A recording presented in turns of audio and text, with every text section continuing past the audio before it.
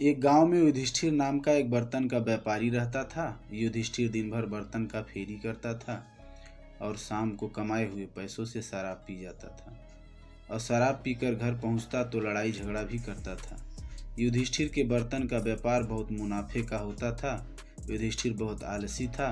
आलस की वजह से फेरी करने सुबह घर से लेट निकलता था और जब थोड़े बहुत पैसे कमा लेता, जितने में उसकी शराब आ जाए, तो युधिष्ठिर फेरी बंद कर देता और फिर रोज की तरह शराब पीकर घर जाता और फिर लड़ाई झगड़ा करता। युधिष्ठिर के रवैये से पूरा परिवार उसका परेशान रहता। युधिष्ठिर के घर परिवार, रिश्तेदार और गांव वाले भी युधिष्ठिर को बहुत समझाए, पर युधिष्ठिर को जैसे कोई फर्क ही नहीं पड़ता। दिन प्रतिदिन युधिष्ठिर शराबी और आलसी होते गया। एक दिन युधिष्ठिर के गांव में बहुत भयंकर बाढ़ आ गई, जिस वजह से युधिष्ठिर के घर व सभी गांव वाले गांव छोड़कर दूसरे राज्य के गांव में प्रस्थान कर लिए। गांव में बाढ़ की वजह से न रहने का ठिकाना, न खाने पीने की कोई व्यवस्था, तो युधिष्ठिर को भी गांव छोड़कर भागना पड़ा। युधिष्ठिर दूसरे राज्य के गांव में चला गया, पर वहां उसके परिचित कोई नहीं था। भूख प्यास की तड़प से उसे अपने किए पर पछतावा होने लगा कि अगर हम अपने कमाए हुए कुछ पैसों को बचा के रखे होते तो आज हमें ये दिन ना देखने पड़ता। काम की तलाश में दिन भर भटकता रहा। भटकते भटकते उस राज्य के राजा के दरबार में पहुंचा। राजा से अपनी गुहार लगाई कि महाराज, मैं बहुत भूखा व प्यासा हूँ। आपके दरबार में अगर मुझे कोई काम मिल जाता तो मेरे भी रोजी रोटी का बंदोबस्त हो जाता। राजा ने युधिष्ठिर को देखा। युधिष्ठिर कद काठी से बहुत हट्टा कट्टा था और युधिष्ठिर के माथे पर गहरी चोट का निशान भी था। राजा ने सोचा कि ये जरूर कोई योद्धा है और किसी युद्ध में युद्ध करते समय इसके माथे पर चोट लगी होगी, जिसका निशान इसके माथे पर अभी तक है। पर सच्चाई कुछ और थी। एक बार युधिष्ठिर शराब के नशे में गिर गया था और उसके माथे पर कांच का टुकड़ा गड़ गया था, जिस वजह से युधिष्ठिर के माथे पर निशान बन गया। राजा ने युधिष्ठिर से बिना पूछे समझे युधिष्ठिर को एक अच्छे ओहदे पर नौकरी दे दी। पर राजा के दरबार में मंत्री, सेनापति, सलाहकार व सभी राज्य के पदाधिकारी को राजा की ये बात हजम नहीं हुई कि महाराज बिना जाने पहचाने दूसरे राज्य से आए व्यक्ति को किसी बड़े ओहदे की जिम्मेदारी देना उचित नहीं। पर राजा का फैसला है, कोई विरोध भी नहीं कर सकता। और धीरे धीरे युधिष्ठिर राजा का बेहद भरोसेमंद मुख्य सलाहकार होते गया। उधर राजा मन ही मन बड़ा प्रसन्न रहता कि हमें एक जाबाज योद्धा मिल गया है। युधिष्ठिर को राज्य की हर सुख सुविधा उपलब्ध थी और युधिष्ठिर बड़ा ही आनंदित रहता था।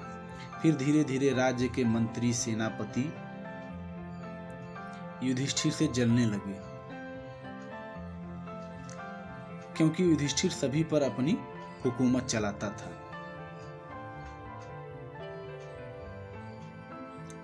और एक दिन राज्य के सभी पदाधिकारियों ने राज्य के राजकुमारों से युधिष्ठिर के सारे करतूतों की शिकायत की, तो राजकुमारों को भी राजा का फैसला बड़ा ही चकित लगा कि महाराज राज्य की इतनी बड़ी जिम्मेदारी कैसे बिना सोचे समझे किसी दूसरे राज्य के व्यक्ति को दे सकते हैं।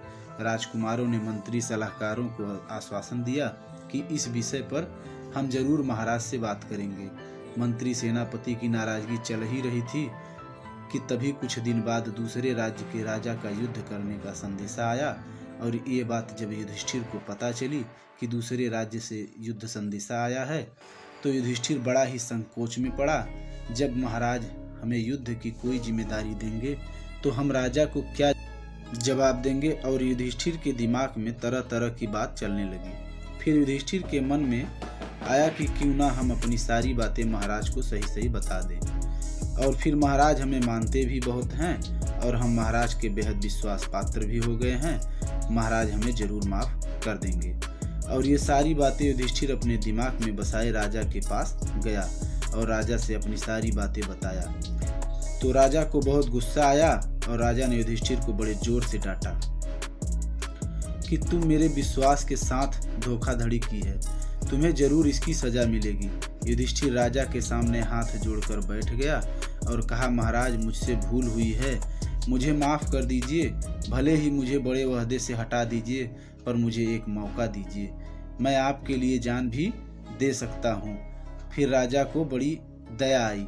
राजा ने युधिष्ठिर से कहा, हम तो तुम्हें माफ़ कर देंगे, पर हमारे बेटे तुम्हें नहीं माफ़ करेंगे, तुम्हें मार डालेंगे, क्योंकि आज राज्य पर युद्ध का बहुत बड़ा संकट है। लेकिन तुम्हें हम एक मौका देंगे। युद्ध का वक्त अभी महीनों है, और इस बीच तुम अगर युद्ध के गुण सीख लो तो यही तुम्हारा मौका होगा, और हम तुम्हारे लिए युद्ध परीक्षण का गुप्त जगह का बंदोबस्त कर देंगे। फिर महीनों तक युधिष्ठिर दिन रात कड़ी मेहनत करके युद्ध के गुण सीखता रहा, और फिर जब युद्ध का ऐलान हुआ तब तक युधिष्ठिर एक मजबूत योद्धा बन गया था। और फिर बड़ा भयानक युद्ध हुआ। युधिष्ठिर अपने राजा को युद्ध में विजय दिलाई। राजा ने दरबार में राजकुमारों व सलाहकार, मंत्री, सेनापति सहित सभी सेना को भी बुलवाया, और युद्ध में विजय प्राप्त के खुशी में सभी को एक शानदार दावत दिया गया। और राजा ने उसी दरबार में अपने सभी योद्धाओं का प्रशंसा कर रहे थे। उसी में युधिष्ठिर का भी राजा ने खूब प्रशंसा की, और युधिष्ठिर राजा द्वारा अपनी प्रशंसा सुनकर बड़ा ही भावुक हो गया, और भरे दरबार में राजा के कदमों अपना सर रख के युधिष्ठिर रोने लगा।